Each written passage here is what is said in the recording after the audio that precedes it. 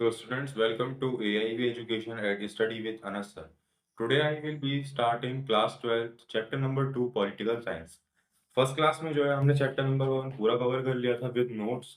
आज हम स्टार्ट करेंगे चैप्टर नंबर 2 सत्ता के समकालीन केंद्र। तो सबसे पहले हमें समकालीन का मतलब होना पता पता होना जरूरी है कि समकालीन का क्या मतलब होता है, जिसके ऊपर इसका टाइटल दिया गया है, नेम दिया गया है चैप्टर का। तो पहला प्रश्न यही उठता है कि समकालीन शब्द का अर्थ क्या है। तो इसका उत्तर यह है कि समकालीन शब्द का अर्थ है कि दूसरे विश्व युद्ध के बाद के समय को समकालीन कहा जाता है, यानी 1945 के बाद के समय को समकालीन कहा जाता है।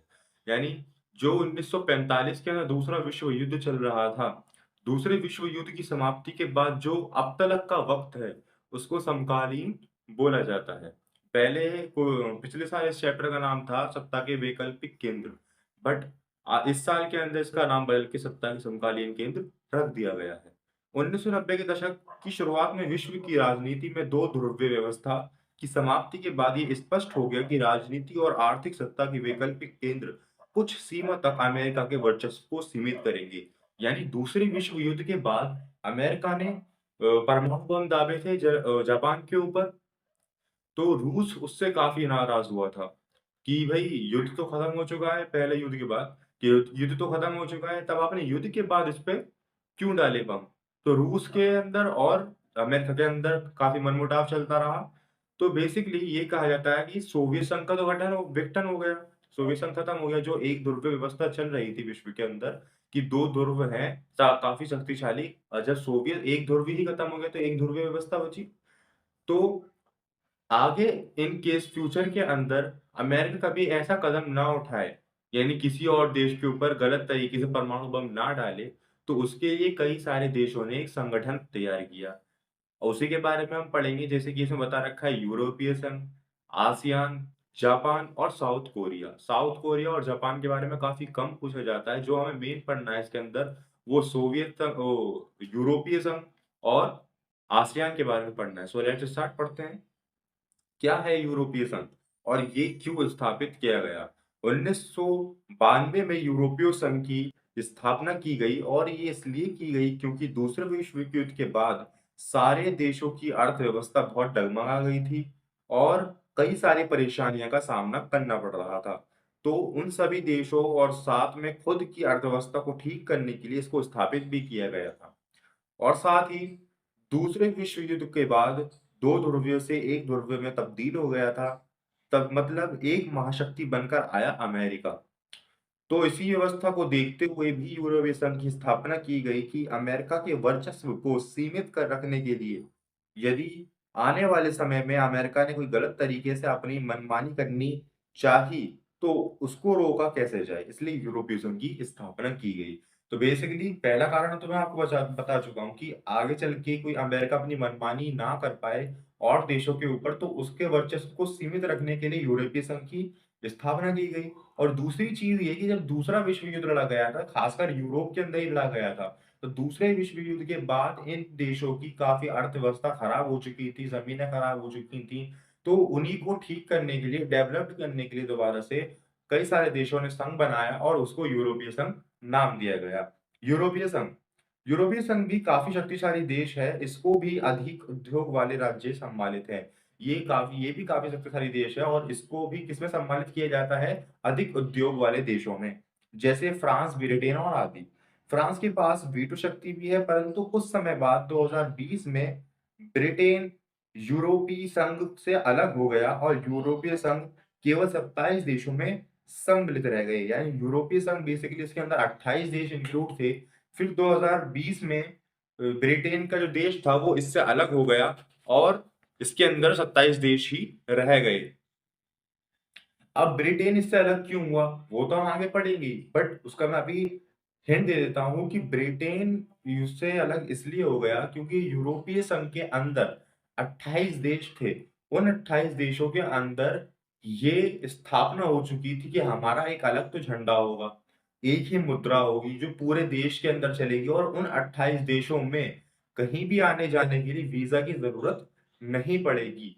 तो यही सोच सुनकर, उनकी अर्थव्यवस्था को देखकर ब्रिटेन उनसे अलग हो गया था। क्यों? क्योंकि जब एक दूसरे के देशों में जाके हम कारोबार शुरू कर देंगे, तो उन्हें डर था कि हमारी यहाँ जनसंख्या बढ़ जाएगी और जो हमारे लोगों के रोज़गार हैं, वो दूसरे लोगों को मिलने लग जाएँगे। तो इसीलिए ब्रिटेन ने अपनी जनता से सवाल पूछा कि हमें ऐसा करना चाहिए, नहीं कहिए करना चाहिए, तो 51% लोगों की हाँ आई। तो ये जवाब सुनते ही ब्रिटेन यूरोपीय संघ से अलग हो गया था और एक अलग राज्य बन चुका था, इसलिए 27 देश उसके अंदर रह गए। अब यूरोपीय संघ की पावर की खास बात ये भी है कि इसके अंदर फ्रांस भी सम्मिलित है, यानी फ्रांस भी आता है यूरोपीय संघ के अंदर। अब फ्रांस के आने से खास बात क्यों हुई? क्योंकि फ्रांस के पास जो है वो वीटो पावर दे रखी है। Veto power in the sense यानी कोई 95 देश हैं, 95 देशों ने कोई फैसला किया है और एक वीटो पावर देश वाले ने उस फैसले को गलत ठहरा दिया, तो उसको गलत ही माना जाएगा। ना कि सही। तो उसको वीटो पावर कहते हैं, वो अधिक शक्तिशाली बना देता है देश को। ठीक है? आगे बढ़ते हैं। मार्शल योजना क्या थी? अमेरिका ने यूरोप को अर्थव्यवस्था के पुनर्गठन की जबरदस्त सहायता दी और इसी सहायता को मार्शल योजना के नाम से जाना गया। अमेरिका ने नाटो के अंतर्गत एक सामूहिक सुरक्षा व्यवस्था को जन्म दिया। यानी कि अमेरिका का ये पहले मित्र ही देश थे विश्व युद्ध के में ये सब मित्र ही बन गए थे कि ये सारे जो युद्ध लड़े गए थे वो यूरोप के अंदर लड़े गए। तो अमेरिका ने ये सोचा कि भाई ये मेरी तरफ से जो लड़े थे और अपनी जमीन पर लड़वाया था युद्ध, तो मैं क्यों ना इनकी कुछ मदद करूं इनकी अर्थव्यवस्था को बढ़ाने के लिए। तो अमेरिका ने इनकी काफी हद तक मदद करी थी, तो इसी मदद को मार्शल योजना कहा गया। ये एग्ज़ाम के अंदर आता है कि क्या होती है मार्शल योजना? तो मार्शल योजना यही होती है कि यूरोपीय संघ की मदद करने यानी पुनर्गठन पुनर्गठन या अर्थव्यवस्था को ठीक करने के लिए, यूरोपीय संघ की अर्थव्यवस्था को ठीक करने के लिए जो अमेरिका ने मदद की थी यूरोपीय संघ की, उसी को मार्शल योजना के नाम से जाना जाता है और इसी को मार्शल योजना कहते हैं। यूरोपीय आर्थिक सहयोग संगठन, ये सब बेसिकली यूरोपीय संघ जब हमारा स्थापन हुआ था, तो ये उसके बाद स्टेप बाय स्टेप चीज़ें चल रही थी। पहले तो मार्शल योजना आई, अमेरिका ने हेल्प करी यूरोपीय संघ की और यूरोपीय आर्थिक सहयोग संगठन, ये एक सहयोग संगठन के द्वारा स्थापित किए गए हैं।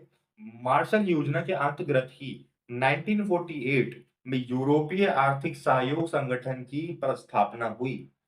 मार्शल योजना के अंतर्गत ही मतलब उसके आसपास ही उन्हीं सालों में 1948 में यूरोपीय आर्थिक सहयोग संगठन की स्थापना हुई, जिसके माध्यम से पश्चिमी देश के यूरोप को आर्थिक सहायता प्रदान की गई। ये एक ऐसा मंच बन गया जिससे पश्चिमी यूरोप के देश ने व्यापार तथा आर्थिक मामलों में एक दूसरे की सहायता आरंभ कर दी थी। तो बेसिकली आर्थिक का मतलब तो वही अर्थव्यवस्था से रिलेटेड। तो पश्चिम यूरोप के जो देश थे उनमें आर्थिक सहयोग की सहायता प्रदान की गई और इसी को आर्थिक सहयोग संगठन बोला गया। और इसके बाद जब आर्थिक सहयोग संगठन ने उनको सहायता प्रदान करी तो क्या हुआ, एक ऐसा मंच बन गया जिससे पश्चिमी यूरोप के देशों ने व्यापार तथा आर्थिक मामलों में एक दूसरे की सहायता आरंभ कर दी थी। फिर उसके बाद आता है, ये भी क्वेश्चन ज़्यादा आता है कि यूरोपीय आर्थिक सहयोग संगठन का क्या मतलब होता है? तो आपको यही बताना है कि जो पश्चिमी यूरोप के देश थे, यूरोपीय संघ के अंदर, उनकी सहायता के लिए इस संगठन को बनाया गया था और फिर बाद में जाके ये एक ऐसा मंच बन गया था, जिससे पश्चिमी यूरोप के देशों ने व्यापार तथा आर्थिक मामलों में एक-दूसरे से हेल्प लेना शुरू कर दी थी और देना शुरू कर दी थी। तो ये होता है हमारा आर्थिक सहयोग संगठन। इसकी स्थापना कब हुई? ये भी बहुत याद करना है, एमसीक्यूज़ के अंदर आता है, ये स्थापन हुआ था 1948 के अंदर। सो आगे बढ़ते हैं। यूरोपीय परिषद, ये भी एक संस्था है जो स्थापित की गई। देन नेक्स्ट टॉपिक आता है हमारा यूरोपीय परिषद।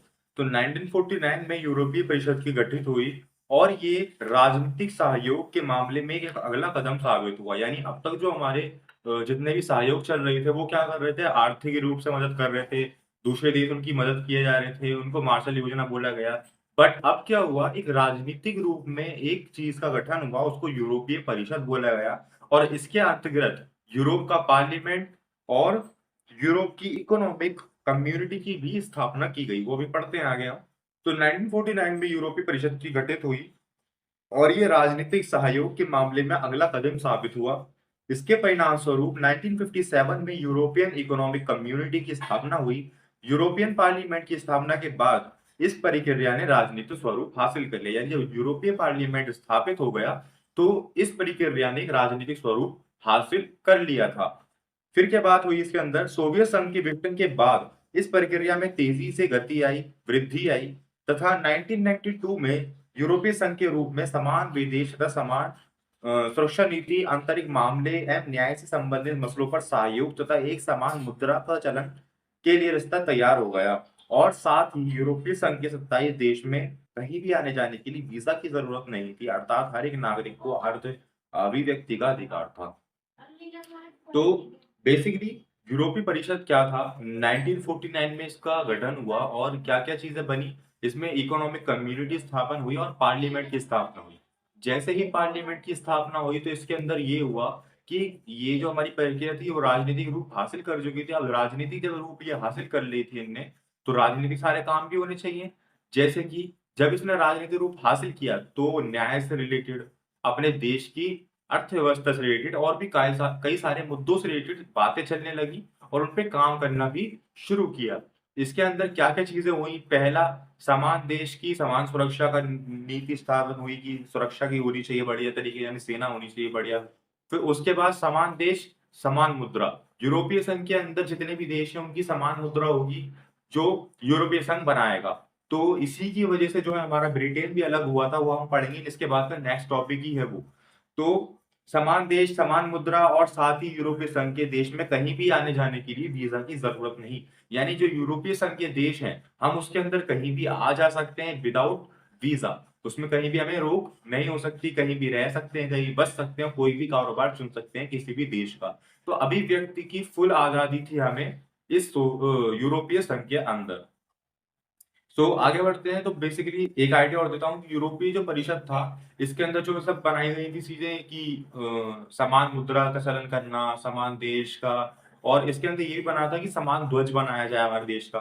ब्लू कलर का फ्लैग होता है और 12 सितारे होते हैं गोल्डन कलर के यूरोपीय संघ के। अब वो 12 सितारे क्यों होते हैं, कई बार क्वेश्चन आ जाता है।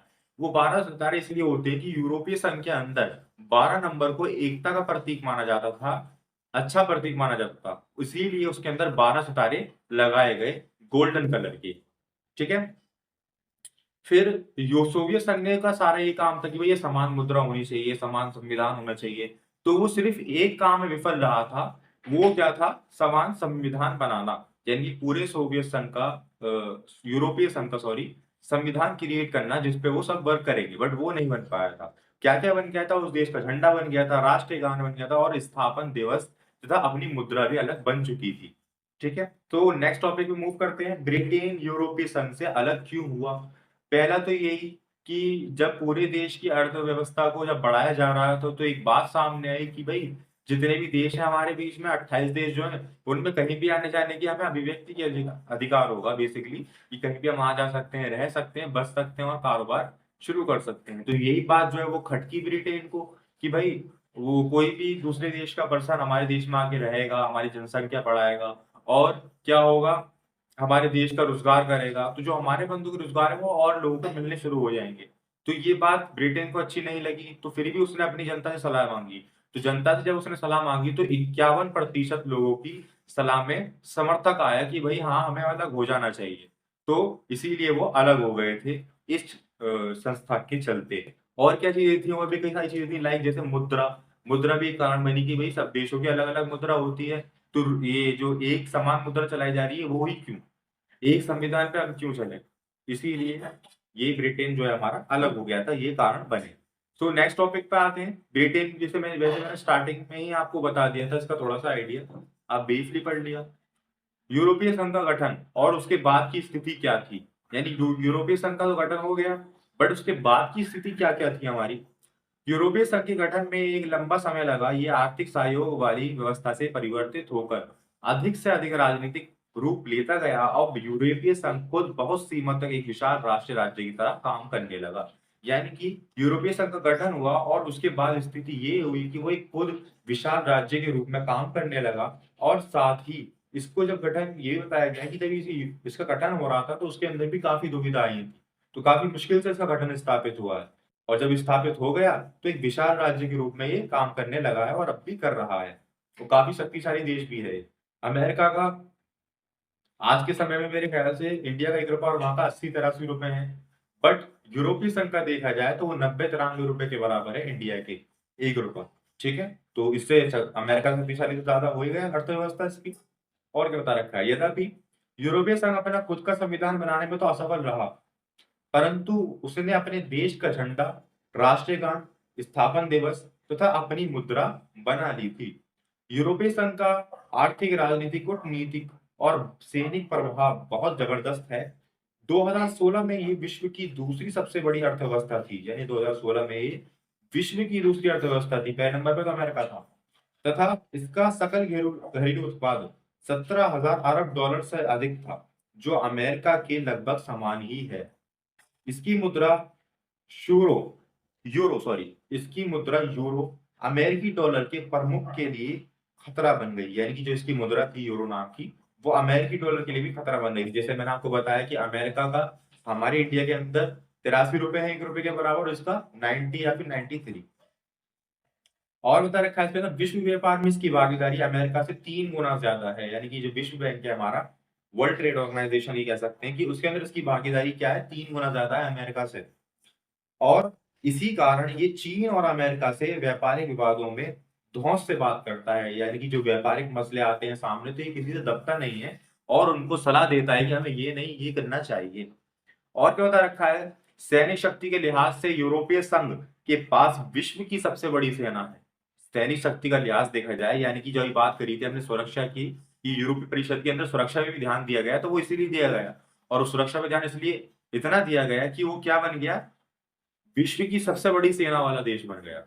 इसकी रक्षा बजट विश्व में दूसरे स्थान पर आता है, यानी कि जो इसका रक्षा का बजट तैयार किया जाता है वो विश्व के अंदर दूसरे स्थान पर है।